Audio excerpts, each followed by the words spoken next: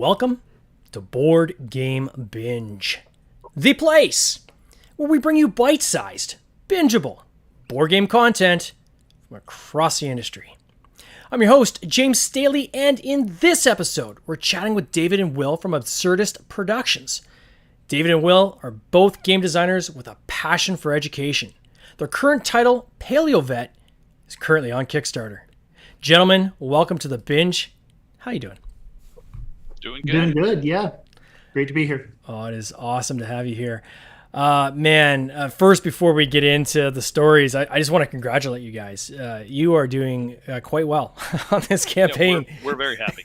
Yeah, it's going better than expected, and yeah, we're really excited about that. I'm going to put it in Canadian dollars because it's the only way I can see it. It always sounds bigger anyway. So we're almost at $25,000 in Canadian dollars on a pledge target of about $11,500. So double your goal. Still got 15 days to go, 340 backers. As you said, you guys have got to be quite happy with that, eh? Yeah, we definitely are. So when I see a name like Absurdist Productions, it's a weird name. It's absurd. Like, where did this come from?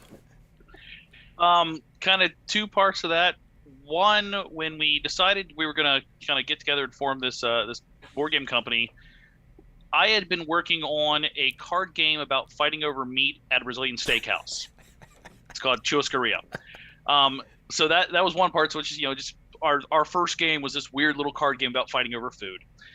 And then we were sitting there trying to think, what are we going to name this company? And we went online and we were looking up all these different animal-themed names. And we're big, like I said, with education, we're big on researching things. So we went out and looked at copyrights and patent, looked at all these things and searching, trying to find a name that would work. And every time we came up with something, we'd look, and someone somewhere was already using it. And one of us, I don't remember which, made a comment about it being absurd. And then I was like, well, that's our name then. We're just... that's where it led us. So, and then you got a D6 with a 1 pip on each side, so that's kind of absurd as well. How did you guys meet? Like, where did have you been buddies for a while, or is this kind of something new, or how did you guys kind of connect? Well, we have been friends for a while now. So we met through a mutual friend playing D&D. Actually, I think we kind of joined up at some game nights at a mutual friend's house and played some D&D and stuff together. And then things really kind of got kicked off when we sort of a bunch of our friends went on a group trip down to the PAX South convention. Oh, nice.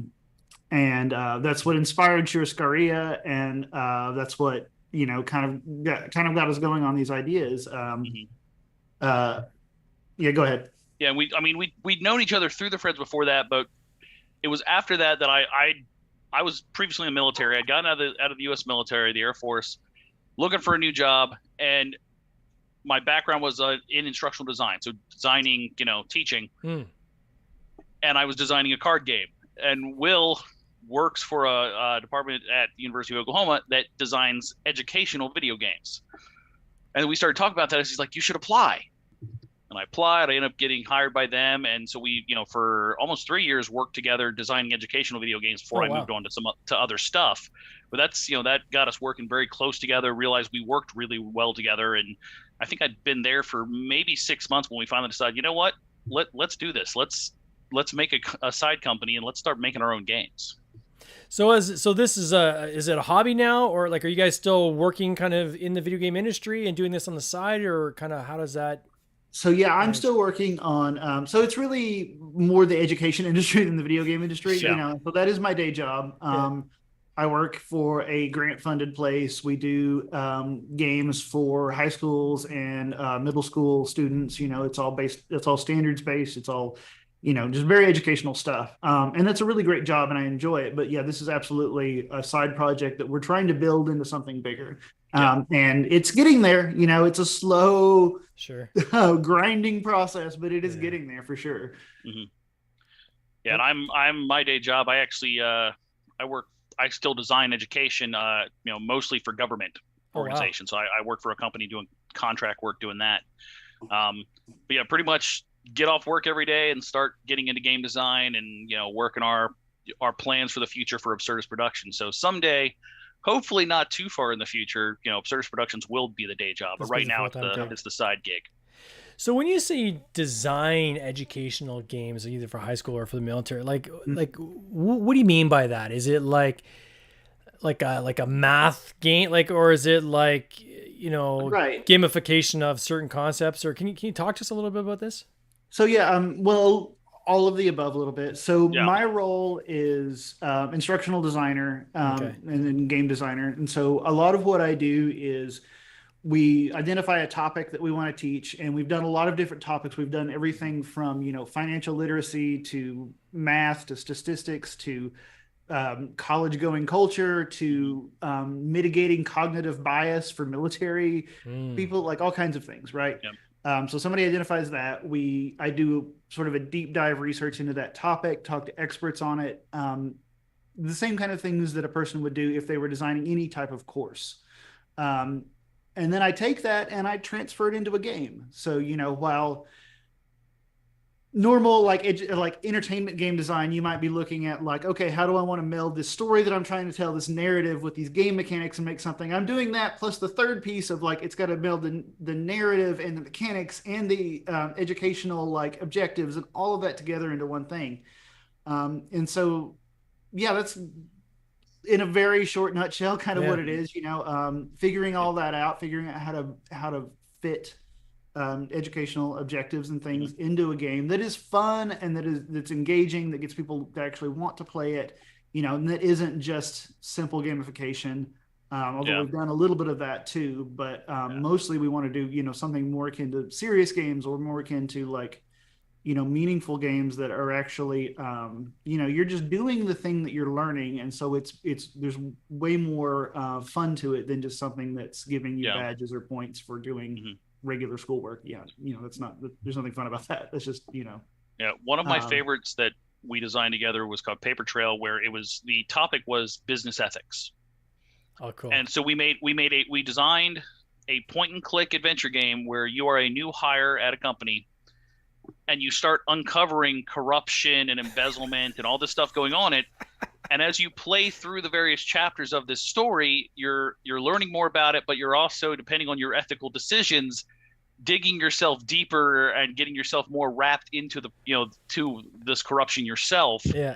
And that one we actually ended up, we had 5 or 6 different endings to the game, depending on what your decisions were over the course of the game.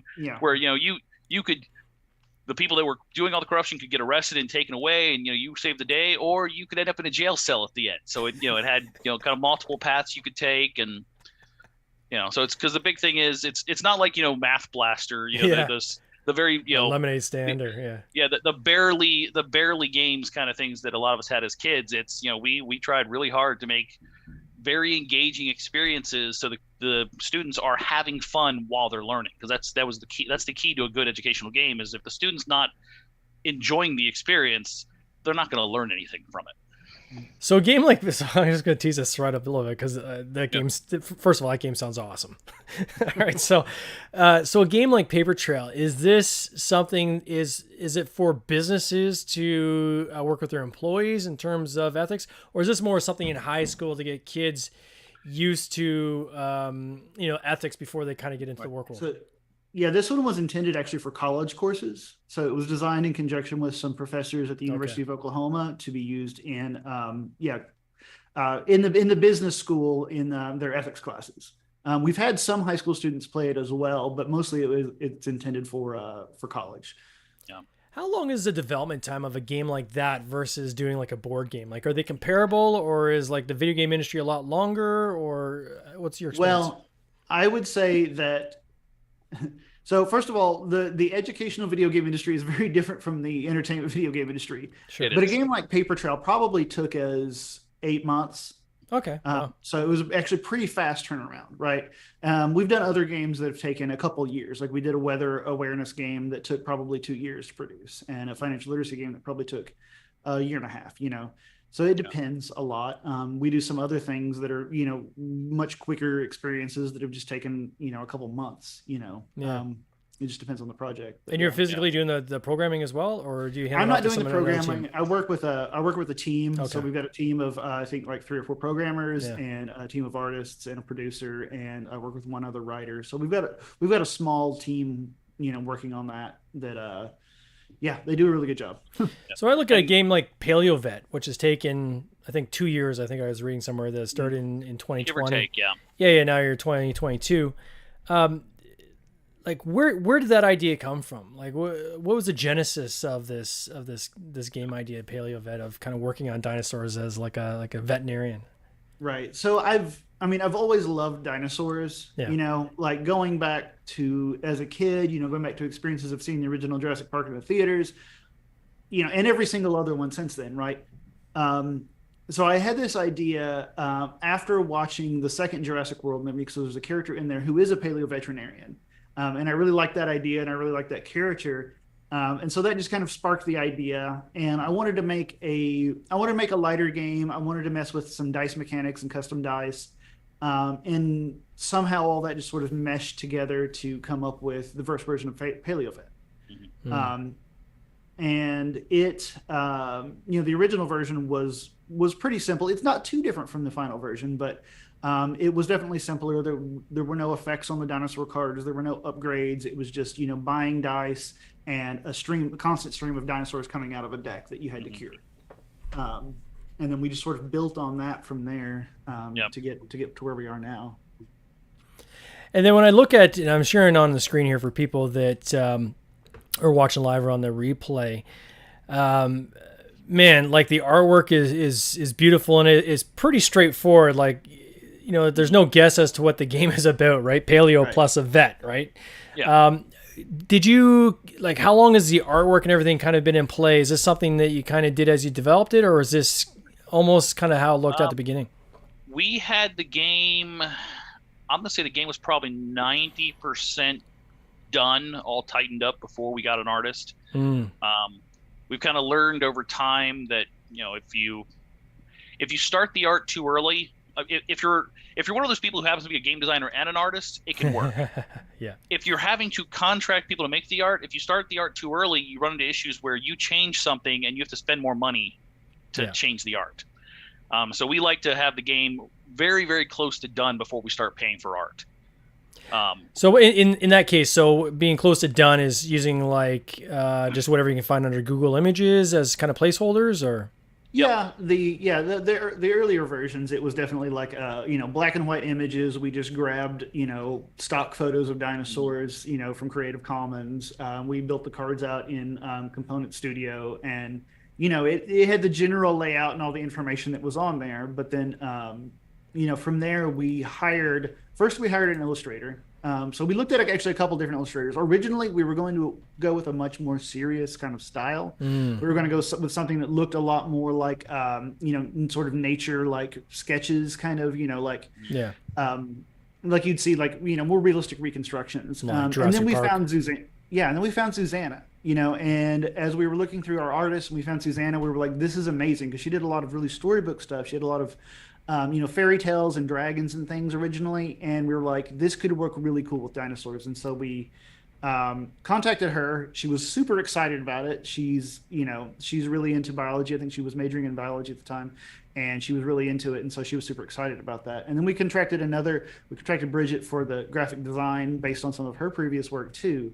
And she was able to mesh the graphic design and the colors and everything's just right in with what Susanna did. And she took our basic layout, but then we kind of let her run with it, and she developed all the icons and improved the layout a lot to end up with something that looks, really beautiful, and we've been super happy with. It's very cohesive, I would say, too. So if you look at your illustration and also like the graphic elements, as you're saying, iconography and so forth, I mean, it's cohesive, right? It all fits very well together, which I think is great. You can sometimes run into the risk where you have your illustrations and then you have someone else doing, your icons and the overlays and so forth, and they don't necessarily match up, but these look beautiful. The custom dice are awesome. How could you explain kind of in a nutshell how to play this game to the listeners? You want me to, Will, or you go for it? Okay, so Paleo Vet, your veterinarians have been sent to a abandoned dinosaur park, and you're there to treat all these sick and injured dinosaurs that were left behind. Each round, you're adding a dinosaur to your hospital, which is kind of the tableau in front of you. Dinosaurs will only sleep for a certain number of turns, so you only have a certain number of turns before they're going to wake up and run away. If they're a carnivore, when they wake up, they're going to eat another dinosaur on the way out, so you got a little bit of a little risk there. And then you start out with 4 basic treatment dice. You're rolling them using the icons. Matching icons can buy upgrades, buy additional dice, etc. Or matching the icons to the icons of the dinosaurs let you treat them and thus score them, so they go into your victory pile. Can you tranquilize them, get them to sleep longer too, or no? There are some dino effects that'll let you make a dinosaur sleep longer. Otherwise, you only get the initial tranquilizing, and then they will eventually wake up. And then there are darts on the dice where you can get additional dinosaurs if you want to push your luck a little bit more. So, and then is there my understanding there's dice manipulation and so forth involved in this game, or how's that work? Yeah, it's drafting, or is it manipulating? It's mostly manipulating. So you like I said, you start with your initial 4. You can buy up to 3 additional ones. The additional specialty dice just have more of a specific side on them, so they have a higher odds of getting that specific icon. And then the upgrade cards on the dinosaurs all have effects on them, and depending on which effects you have and how you kind of combo that, you can control the facing of dice or re-roll dice and do various things with them. Oh, that's cool. Yeah, there's a lot of choice about, do I get another dinosaur or try to cure another dinosaur this round? Do I go ahead and buy another dice? Do I buy an upgrade? Which one? Sometimes people want to keep a dinosaur in their hospital longer because its effect is really useful, but you're running the risk of that dinosaur waking up while it's there. So there's a good amount of strategy in it that isn't, apparent as you look at this, on face value, it's a very simple game, but as you dive into it, there's a lot more choices to be made. Than it might eventually look. I think it was Edo's review I was watching. He absolutely loved it, which I thought was kind of cool because he doesn't pull punches. No, he does not. Yeah. So I love about Edo. He's a good guy. So you release the Cure Dinosaurs. That gives you your victory points. How's the end of the game triggered? How does that work? So you have 5 out in the center of the table. We have what we call the field, and you have 5 stacks of dinosaurs out there. When one of those stacks runs out, because people are getting dinosaurs each turn, when one of those stacks runs out, that triggers the end game. You finish that round, and then everyone scores up what they've actually managed to treat, what they managed to cure. So you add up all your victory points at that point. Is there any lost victory points for dinosaurs that are still on the table? There are not. No. Nice. Yeah, we tried to keep that intentionally simple. We just wanted the cured dinosaurs to be the points. So buying resources and leftover dinosaurs, we didn't do any negative points or any additional things like that. We just want to keep it straight and simple. What you cure is your points. And I think you guys had 2 reward levels, I believe, or 2 core reward levels, right? One is kind of standard edition with your cardboard punch outs. And then if you want the deluxe, then there's acrylic DNA tokens and so forth. I think there's actual tableau boards as well, I think, come in that version. Yeah.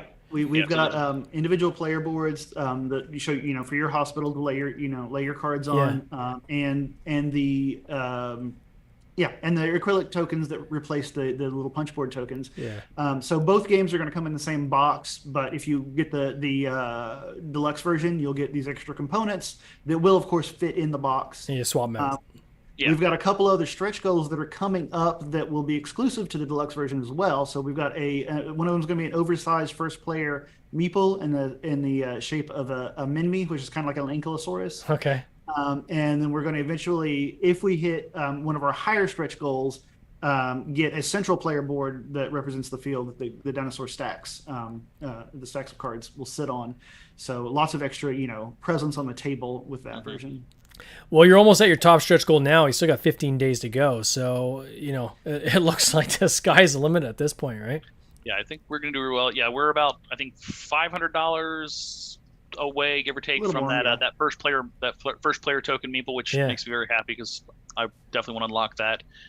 And then after that, some upgraded dice, and then that playmat at 28,000, which I'm pretty sure we're going to unlock that. We're doing really well. How does the first player so there's I believe a single player mode, right? Like a solo mode in this game? Mm-hmm. Yeah. How's that work, or how's it different than when you're playing kind of competitively? You want to go?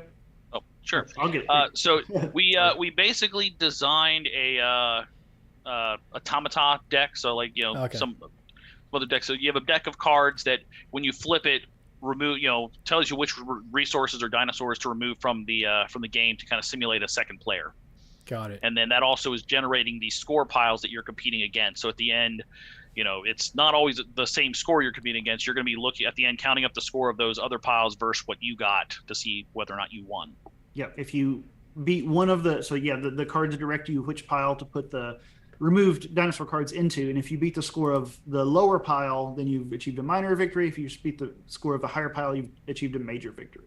And the major victory is pretty challenging. It's doable, but it definitely requires some thinking and careful planning. Yeah. And certainly, I think COVID has shown us that there's a lot of room for solo play modes in games, right?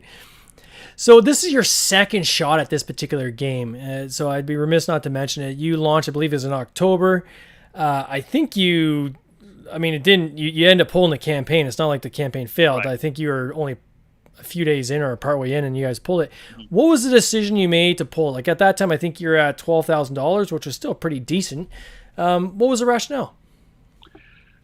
So for the first launch, we made it in, I want to say 10 or 11 days, I think.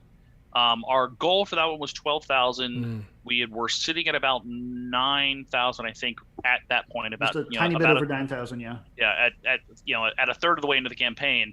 And watching the numbers and kind of doing the math, they talk about with Kickstarter, it's usually, you make the bulk of your funding is at, the first 48 hours and the last 72 hours, and you always have a lull in the middle. And we'd hit that lull hard. We literally, I think the last day we had one new backer and I think 2 cancellations, something like that. So, we ended that day having lost money. And we did the math and figured that the likelihood of us actually funding was very slim at that point. And so we let our backers know, hey, we're sorry about this, but it happens. And we canceled and then came back and made sure we kept them updated on, hey, here's what we're doing to improve. Here's what we're going to do to make sure this funds next time. And we spent from October until beginning of this month or last month working on that, and it worked. Yeah, it's an absolute grind, right? And I just pulled my last campaign and we relaunched on Kickstarter and, did in the first day what took us, like 4 days. Mm-hmm. And, I think people don't necessarily realize how important that math is, right? So as you're saying, the 48 hours at the beginning, 72 hours at the end, to go from $9,000 to $12,000 doesn't seem like a big jump. But you really don't want to wait until the last, 2 days to find out if you're going to make it, right? You're going to have to if you're 10 days in, if it's a 4-week campaign, you've got another week and a half. You're just going to have to sit there and let it cook. And it's amazing when people look at a campaign that's stagnant, they'll jump out. Yeah. Right? Yeah, they will. So you start actually going down. You start trending down, and then more people are like, oh, there's something wrong here. Maybe they're not going to make it, and they start jumping out. And you want to say to them, hey, if everyone just stays on the ship, right, we're going to make it to shore. But the problem is it becomes a self-fulfilling prophecy. As people start jumping out, more people want to jump out. So obviously you made the right decision. What's some of the things you did differently this time that you didn't do last time? Can you give us one or two things, maybe for some people out there they're in the same situation, that they should consider? I mean, the first one, and I think this is, we probably launched earlier than we should have with the first one, but it's audience building. If you're one of the really big names, their audience is there, you're going to launch, you're going to fund, it's going to happen. But if you're a little indie creators, you have to bring an audience with you, and Kickstarter is all about momentum. So you need to bring enough audience with you to fund in those first 48 hours. Yeah. Because if you fund in those first 48 hours, that lets everyone know, okay, this thing's happening, I'm going to jump on. Yeah. And so having a good community behind you, ready to back you on that first or second day, is huge. Have a good mailing list.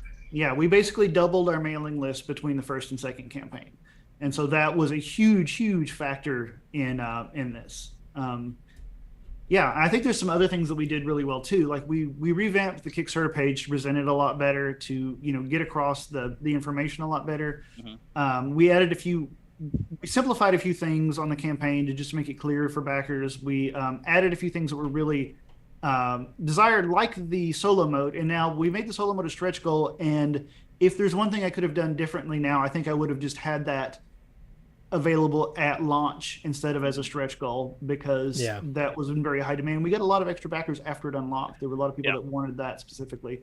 So that's definitely something that on our next game, we'll definitely include a solo mode from the get-go. I think that goes for any game. If you can add something into the game that make it a better game, and you can do that for marginally increased cost, which is solo mode, quite frankly, is instructions, right? Mm-hmm. Yeah. I mean, you should do it, right? You should put it in at the beginning because it is going to strengthen you at the gate. Obviously, you don't want to put everything but the kitchen sink in, especially if those things come with cost. But if there's any value you can add at little to no cost, you should do it. Yeah, definitely. No, that's crazy. Your mailing list you're talking about. So how big does the mailing list have to get? So like, do you guys mind saying like how big did your mailing list get to from like from the first time to the second time? Right. I think we had around 350 people on our mailing list the first time around, and now we're a bit over 700. Wow. Okay. And I don't know what an ideal amount of mailing list is, right? So based on on ours, even with 700 people, we usually get 200 to 250 email opens. Yeah. And from that, maybe less than 100, maybe 50 to 100 clicks on what we're driving them to, right? So there's like a definitely like a percentage of people, and then of those clicks, only a certain number of them backed. But we had definitely enough of people on our mailing list and following our Facebook page and following our Twitter or whatever else, mostly Facebook and the mailing list, to push us over the edge. How'd you go about building that mail list? Was it just like, did you grind it out? Did you run like lead gen ads? Like, how did you guys build your list? We ran ads. We went to local conventions, the social media. Yeah. So pretty much any funnel we could find to kind of direct people towards it, really. Yeah. And one thing that we did that I think really did help was we offered a free punt and play if you signed up on the mailing list. Yeah. So that got people to take a look at what Paleo Vet is, in that version, got their emails on our mailing list, and giving some people that incentives, those little opt-in incentives, and help. It really makes people gives people a reason to look into that. Yeah.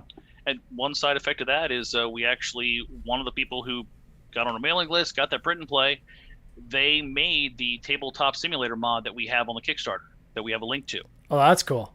They liked the game enough, and apparently that's their hobby, is making the mod. So they made one. They emailed us, says, "Hey, do you mind? I made this. Take a look." We looked at it, said, "That looks great, better than we could ourselves." So we're gonna go with it. Oh, that's fantastic. It never ceases to amaze me how many people in this industry are willing to help, just to help, just to be part of it, right? And I think sometimes people are afraid to ask, right? They're afraid to put it out there to say, hey, if anybody wants help on this game, we're looking for help, and here's the areas they can help. It's almost like they're nervous, like, I'm going to have a budget for this, or people going to ask for a budget. You'd be surprised how many people actually just want, because they enjoy it, they just want to be part of it, right? And they're not necessarily going to charge you. You should probably throw them at least a free game, but they want to be part of it. So that's super cool to hear. I mean, this is now, I think, your 6th campaign, 5 games you guys have launched. Clearly, you're not stopping. Do you have? Can you give us a tease of what's coming after Paleo Vet, or kind of what's next up for you guys? Absolutely. So our immediate next project is going to be a solo RPG for Zine Quest, and we're going to launch that pretty quick after the end of Paleo Vet. So these zines are, they're fairly cheap to produce. There's definitely a lot of writing time and testing time that goes into them, but they're fairly cheap to produce, so we're able to get that out. And it's going to be a horror themed solo RPG about 2 people who are trapped together in sort of an isolated environment, and one of them is slowly changing into a monster. So that is one of our next immediate projects. But then we've got a couple other games in the works, and Dave, if you want to mention those.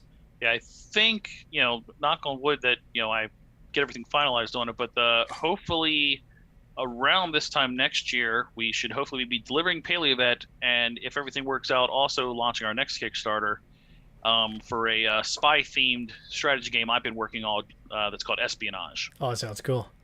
Yeah, so it's kind of right during the kind of Cold War era, moving around Europe, collecting intelligence, trying to avoid other spies, and to complete your secret objectives, kind of thing. So with all these games you guys having, like, is there, how do people get on your email list? Like, how do they follow you guys, or kind of follow the journey along? Is there a social page they should go to, or how best do they do that? So our website is absurdistproductions.com, and you can definitely sign up on our mailing list there. Yeah. We're on Twitter as Absurdist Prod because they wouldn't let us finish the name because it was too long. And we're Absurdist Productions on Facebook and Instagram. So any of those are perfectly fine. We definitely keep up with all of them. Oh, that's cool. If people want to check out this campaign, all they have to do is just search Paleo Vet when they go on to Kickstarter. Yep. I'll also put a link down in the show notes so they can just have a quick link and get there even easier if they want to check out the campaign. I certainly think they should. There's a lot of cool stuff there to check out. Gentlemen, I want to wish you all the best this coming year on this campaign. Congrats again on what you've done here. This has been awesome. You should be very, very proud. And I can't wait to see what you guys come up with next. Thank you so much. You take care. Cheers.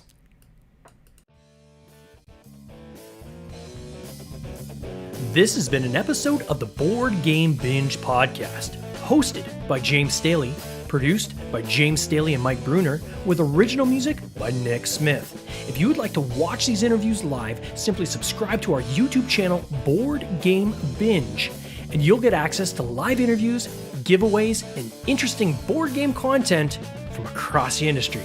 I can't wait for you to join us. See you next time.